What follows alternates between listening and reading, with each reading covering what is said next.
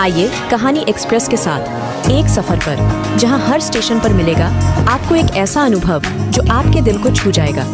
आपके लिए है यह सफर। आप तैयार हैं? तो चलिए, यह सफर शुरू होती है।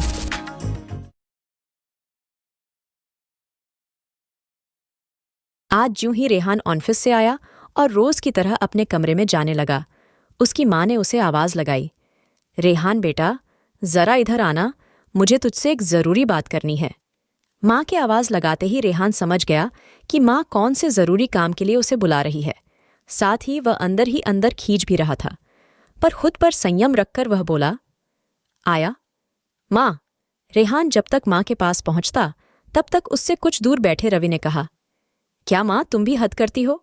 अरे अभी भाई ऑफिस से थक हार कर आया है और तुम्हें अभी ही भाई से बात करनी है। रवि रेहान का छोटा भाई था, अभी बीकॉम कर रहा था। स्वभाव से एकदम चंचल हंसमुख, हमेशा सबको हंसाता रहता था, जिसके कारण सबसे ज्यादा शिवानी रेहान की माँ से डांट भी सुनता था। तू न थप्पड़ डीडेच खाएगा वरना चुप रहा कर। आजा रेहान बेटा, पहले तू यहां बैठ। रेहान के बैठते ही शिवानी ने झट से एक फोटो लेकर रेहान के हाथों में रख दी। रेहान कुछ बोल पता इससे पहले ही शिवानी बोली, बेटा, अब तक तो कितनी एलडे ढाकियों की तस्वीर आई और गई, मतलब रिजेक्ट हो गई। एक बार तू इसे देख तो ले, तुझे लेड डैड की पसंद आएगी। तू हाँ कहेगा तभी इससे मिलने का प्लान बनाऊंगी। रेहान बोला, माँ, आप भी क्या बोल रही है? आपको जो ठीक लगे वही कीजिए। मैंने आज तक किसी लड़ी डहकी के लिए मना नहीं किया, बल्कि मैं तो आपको यह कहना चाहता हूं कि मैं अभी इन शादी के झमेलों में नहीं पड़े रहना चाहता। कब से तू यही नाना लगा रखा है? अब तो तेरी शादी की उम्र भी हो गई है। वैसे भी मुझसे अब इस बुढ़ापे में घर का काम नहीं होता। वो तो जैसे तैसे लगी रहती हूँ। बहू आए तब जाकर इस घर के कामों से छुट्टी पाऊं। पिछले भाग में आपने पराहा कि कैसे शिवानी अपने बेटे रेहान को शादी करने के लिए कहती है। अब आगे क्या माँ, आप नौकर भी तो रख सकती हैं? रेहान बोला, अरे हाँ हाँ, रखा है ना, बाहर के सभी कामों के लिए रामू काका को। उसके पीछे भी चिल्लाते हुए ऐसा लगता है जैसे मेरे प्राण निकल जाएंगे। और घर के कामों के लिए भी रूबी को रखा था ना, पर मन लायक काम कहाँ करती है। ऊपर से हर 2 दिनों में छुट्टी चाहिए। उसे एक दिन मना किया तो दूसरे दिन से काम पर आना ही बंद। इसीलिए तो कहती हूँ तू जल्द से जल्द शादी कर ले, ताकि मुझे इस किचन के कामों से मुक्ति मिल जाएगी। शिवानी ने अपने बेटे को इमोशनल ब्लैकमेल करते हुए कहा, ये देख, ले डिश की कितनी पढ़ी लिखी सुंदर स्मार्ट है। अब और हमें क्या चाहिए? मुझे और तेरे डैड को पसंद है। तुझे पसंद हो तो बताना, मैं उससे मिलने का प्रोग्राम बना लूंगी। अरे हाँ भाई, जरा अच्छे से देख लो। मुझे तो ललत डैकी की आंखें जरा छोटी लग रही है और रंग भी काला ही दिख रहा है, रवि ने चुहलबाजी करते हुए कहा। शिवानी गुस्से भरी नजरों से रवि को देखने लगी। तब रवि चुप हो गया।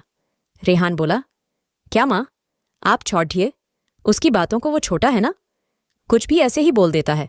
रेहान ज्यादा छोटा छोटा कहकर उसे सर मत चढ़ा। तेरे इतने लार प्यार के कारण ही वह सर चढ़ गया है। फिर शिवानी बोली, अरे इस बहस में मैं तो भूल ही गई कि ये एलडी डैश की तुझे कैसी लगी।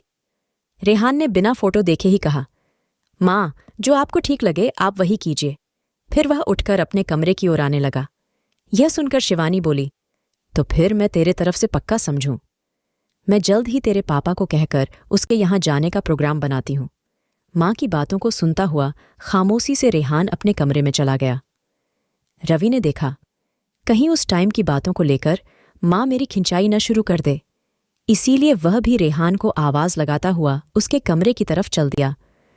कमरे में पहुंचकर रेहान ने अपने कपड़े ढे बदले, फिर लैपटॉप में अपने ऑफिस के बचे हुए काम करने लगा।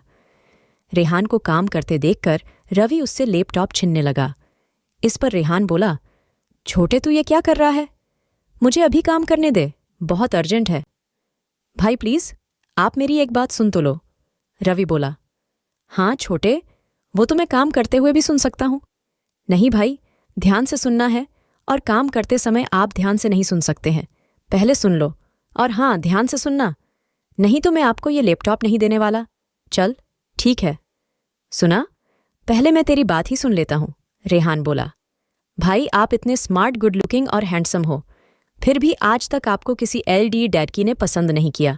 या फिर कोई प्यार व्यार का चक्कर है जिसके चलते आप माँ की बातों को गोल गोल घुमाकर मन कर देते हो? रवि बोला, छोटे तू भी न दिन बरा बदतमीज होता जा रहा है, बरों का तनिक भी लिहाज नहीं है तुझे। अरे भाई, इसमें वो लिहाज करने वाली क्या बात हो गई? वैसे भी अगर आप अरेंज मैरिज करने की सोचना तो एक बात याद रखना भाई, एलोडिडैकी को देखकर जब तक दिल की घंटी नहीं बजी तब तक प्यार नहीं हुआ। जिस लॉलोडैकी को देखकर आपके दिल की घंटी बज गई, समझो प्यार हो गया। भाई, जिस लडडैकी को देखकर दिल की घंटी बज गई, वो लडडैकी आपके लिए परफेक्ट है, ये मैं नहीं। मेरा एक्सपीरियंस कहता है भाई, मैं उम्र में भले ही आपसे छोटा हूं, पर इन सब बातों में मैं आपका गुरु हूं भाई। हाँ, मेरे गुरुजी, अब तो आप मेरा लैपटॉप मुझे दे दीजिए, मैंने आपकी सारी बात सुन ली है। कहते हुए रेहान ने रवि के हाथों से लैपटॉप ले लिया। इतने में रवि के पापा रवि को आवाज लगाने लगे। रवि जाते जाते बोला, भाई मेरी बात जरूर याद रखना। रवि के जाने के बाद रेहान सोचने लगा, ये रवि भी ना क्या क्या बोलता रहता है, बस ऐसे ही ऐसा भी कभी होता है क्या? दूसरे दिन सुबह में शिवानी ने रवि के पापा को उस एलडीडैकी के यहां जाने के लिए राजी किया। उन्होंने शिवानी से पूछा, रेहान तो लडडैकी से मिलने के लिए राजी है ना? हाँ जी, वो भी चलेगा लडडैकी देखने। यह सुनकर रवि के पापा ने एलडीडैकी वालों से बात करके उनके यहां जाने का प्रोग्राम बनाया। 2 दिनों के बाद शाम के 4 बजे जाने का प्रोग्राम बना। शाम को जब रेहान घर आया तब शिवानी ने उसे यह बताया कि हम लोग 2 दिनों के बाद लडडैकी देखने चल रहे हैं। रेहान बोला, माँ ऑफिस में भी काम का प्रेशर बीआईच गया है, पर मैं ऑफिस से लंच के बाद छुट्टी लेकर चला जाऊंगा। ठीक है बेटा। देखते ही देखते 2 दिन गुजर गए। लडडैकी वाले के यहाँ जाने के दिन रेहान रोज की तरह ऑफिस चला गया। जाते समय शिवानी ने कह दिया था कि रेहान बेटा, समय से घर आ जाना। रेहान की राह देखते देखते शिवानी ने रेहान को 2:30 बजे फोन किया। वह बोली, रेहान बेटे, कहाँ रह गए हो तुम? काफी देर हो रही है। रेहान बोला, माँ अभी ऑफिस में ही हूं, बस आधे घंटे में काम पूरा करके निकलता हूं। शिवानी बोली, बेटा तब तक काफी देर हो जाएगी। माँ आप एक काम कीजिए, आप लोग घर से वहां जाने के लिए निकलिए, मैं रास्ते में आपको मिल जाऊंगा। वैसे भी आपको घर से निकलने में देर लगेगी। और हाँ, एक काम कीजिए, वहां का पता मुझे मैसेज कर दीजिए, मैं चला आऊंगा। कहते हुए रेहान ने कॉल कट कर दी। शिवानी अपने पति के साथ घर से तैयार होकर निकलने लगी। तब रवि बोला, माँ मैं भी चलूंगा। शिवानी बोली, अब तेरे चक्कर में और देर होगी, ये पहले से नहीं बता सकता था। माँ मैं बस 5 मिनट में तैयार होकर आता हूं। कहते हुए रवि अपने कमरे की तरफ सरपट भागा। फिर थोड़ी ही देर में रवि तैयार होकर बाहर आया। माँ पापा उसी का वेट कर रहे थे। सभी घर से निकल गए। रास्ते में 1-2 बार शिवानी ने रेहान का फोन ट्राई किया, पर उसका फोन नहीं लग रहा था। इस पर रवि के पापा बोले, श्रीमती जी आप खामखा परेशान हो रही है, वैसे भी आपने रवि को यहाँ का पता मैसेज कर दिया है, वो वहां आ जाएगा, या फिर हो सकता है हमसे पहले ही वहां पहुंच गया हो। आप चिंता मत कीजिए, हम भी सीधे वहीं पहुंचते हैं। वहां पहुंचने पर एलडीडैकी वालों ने उनका सेवा सत्कार अच्छे से किया। जब वहां के सभी लोग रवि को ही एलडीडैका समझकर बातचीत करने लगे, तब शिवानी बोली, नहीं रेहान, अभी तक नहीं आया है, वो बस आता ही होगा। ये तो मेरा छोटा बेटा है रवि। एक बार फिर शिवानी ने रेहान को फोन किया। इस बार उसका फोन लग गया। रिंग बजते ही रेहान ने फोन उठाया।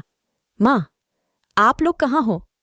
मैं कब से आपको फोन लगाने की कोशिश कर रहा था, पर मेरे फोन में नेटवर्क नहीं था।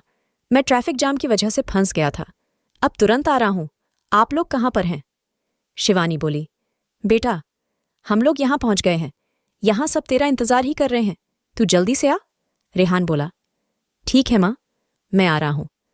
यहां सभी बेसब्री से रेहान का इंतजार करने लगे।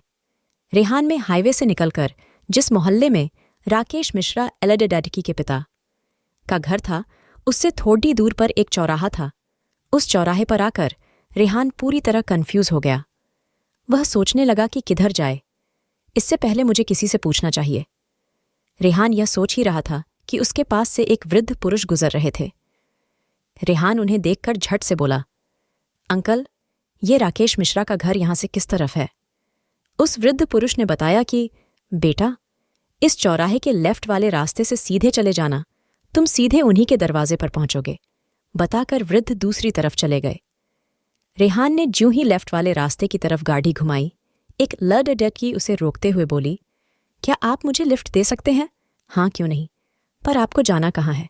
बस इसी रास्ते में थोड़ा आगे जाना है। ठीक है, बैठिए। वह लड़की गाड़ी में बैठ गई। रेहान की नजरें उस पर पढ़ी बड्ढी बड्ढी आंखें, एकदम पतले नाक, सुर्ख गुलाबी पतले होंठ, कानों में छोटे छोटे ईयररिंग। उसने पीले सूट और काला प्लाजो पहन रखा था, जो उसके गोरे रंग को और भी निखार रहे थे। रेहान ने अचानक उस लड़की पर से अपनी नजरें हटाईं, फिर सोचने लगा, आज मुझे क्या हो गया? मैंने आज तक किसी लड़की पर नजर उठाकर नहीं देखा, फिर आज बार बार मेरी नजरें उस पर ही जाकर क्यों टिक जाती है? फिर उसने उस लड़की से पूछा, क्या आप इसी मोहल्ले में रहती है? हाँ जी, उस लड़की ने जवाब दिया। तो फिर आप बता सकती है कि राकेश दुबे का घर कौन सा है? ये सुनकर वो लड़की बोली, हाँ चलिए, मैं आपको बता दूंगी। फिर कुछ दूर आगे बढ़ने पर उस लड़की ने गाड़ी रोकने को कहा। रेहान ने गाड़ी रोक दी। उस लड़की ने उतरकर एक बड़े मकान की ओर इशारा किया, बोली, यही है आपकी मंजिल। फिर कार का दरवाज़ा बंद कर रेहान आगे बढ़ा गया। उस दरवाजे पर पहुंचकर रेहान ने ज्यों ही गाड़ी रोकी, गाड़ी की आवाज़ सुनते ही सभी लोग बाहर आए और रेहान को अंदर ले गए। रेहान को देखते ही शिवानी बोली, बेटा, तुमने कितनी देर लगा दी? हम लोग कब से तेरा इंतज़ार कर रहे हैं। इससे पहले रेहान कुछ बोलता। रेहान के पापा बोले, भाई साहब, यही है मेरा बड़डा बेटा रेहान। हम लोग यहाँ इसी के लिए आपकी बिटिया को देखने आए हैं। राकेश दुबे और उनके घर के लोगों ने उनसे तरह तरह के सवाल पूछे, मानो उसका इंटरव्यू ले रहे हो। इसके बाद रेहान के नाश्ते के लिए तरह तरह के नमकीन मिठाइयाँ लाई गई। राकेश दुबे ने कहा, भाई साहब, क्या गुण और संस्कार दिए हैं आपने रेहान बेटे को? भाई, हमें तो एलडीडिया का पसंद है। हमने पहले ही कह दिया है, अब आप लोग लड़की को देख लीजिए और लड़का लड़की एक दूसरे को देखकर आपस में बातचीत कर ले। शिवानी बोली, ठीक है भाई साहब, अब तो आप लड़की को बुलाइए।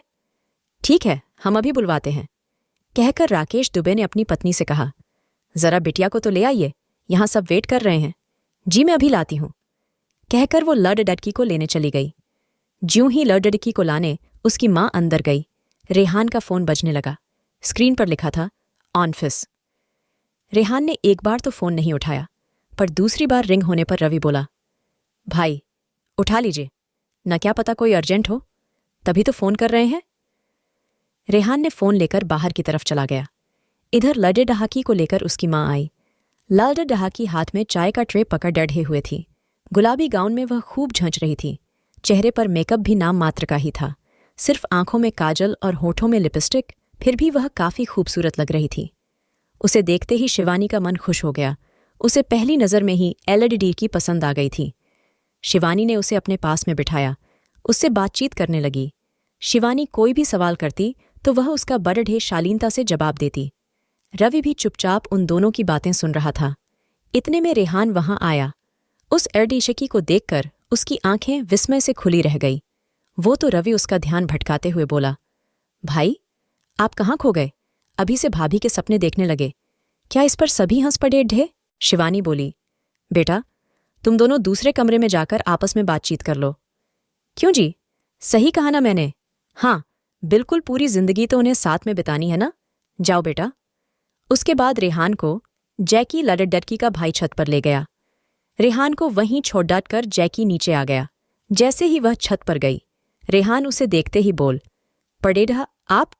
इस पर वह हंस पड़ी और बोली, हाँ मैं। रेहान को अपनी नज़रों पर थोड़ा भी यकीन नहीं हो रहा था। वह बोला, आप तो वही लिफ्ट मांगने वाली लड़की है ना? इस पर वो फिर से हंसते हुए बोली, हाँ वो मैं ही हूं। फिर रेहान से हाथ मिलाते हुए बोली, मैं रिद्धि दुबे? तब रेहान बोला, मैं रेहान शर्मा। इस पर रिद्धि बोली, वो दरअसल आज मेरा बैंक का एग्ज़ाम था तो मैं वहीं से आ रही थी। वैसे भी मुझे घर आने में देर हो रही थी। माँ बार बार फ़ोन कर रही थी। फिर जैसे ही मैंने आपको इस तरफ आते देखा, मैंने आपसे लिफ्ट ली। आप कुछ तो बोलिए। रेहान बोला, मैं मल्टीनेशनल इंस्टीट्यूट ऑफ इंडिया में काम करता हूँ। मैं MBA कर चुका हूँ। तो आप अपना बताइए। रिद्धि आप हाउसवाइफ बनना पसंद करती है या वर्किंग? इस पर रिद्धि हंसते हुए बोली, जिसमें मेरे लाइफ पार्टनर को खुशी मिलेगी मैं वहीं करूंगी। क्या मिस्टर रेहान, आप इस रिश्ते के लिए तैयार है? रेहान कुछ बोल न सका। रिद्धि फिर बोली, अरे तो सिर्फ इतना तो बताइए कि मैं आपको पसंद हूं या नहीं। इस बात को सुनकर रेहान का दिल जोरों से धड़कने लगा। वह धीरे से मुस्कुरा दिया। रिद्धि बोली, तो इसका मतलब मैं हाँ समझूं? रेहान ने सहमति में सर हिलाया। दोनों छत पर से नीचे आए। सभी उन दोनों को ही टकटकी लगाकर देख रहे थे। रिद्धि की माँ बोली, बेटा कुछ तो बोल। रिद्धि ने शर्माते हुए अपना मुंह दूसरी तरफ कर लिया। इस पर शिवानी बोली, रेहान बेटे तू तो बोल, वह लड़ आया की है तो शर्मा रही है। रेहान बोला, माँ मुझे ये रिश्ता मंजूर है। इस पर रवि बोल उठा, पूरी वीडियो देखने के लिए आपका बहुत बहुत धन्यवाद। अगर आपको हमारी कहानियाँ पसंद आ रही हैं तो वीडियो को लाइक करें और हमें आपकी मदद की बहुत ज़रूरत है। हमारे चैनल में सब्सक्राइबर बहुत कम है, तो हमारे साथ जुड़िए, हमारे चैनल को सब्सक्राइब करिए। इससे हमें और भी अच्छे अच्छे कहानियाँ बनाने के लिए मोटिवेशन मिलेगी और आप और बेहतरीन कहानी सुन पाएंगे। आप और भी बेहतरीन शानदार कहानियाँ सुनना चाहते हैं तो हमारे चैनल कहानी एक्सप्रेस को सब्सक्राइब करना ना भूलें। धन्यवाद।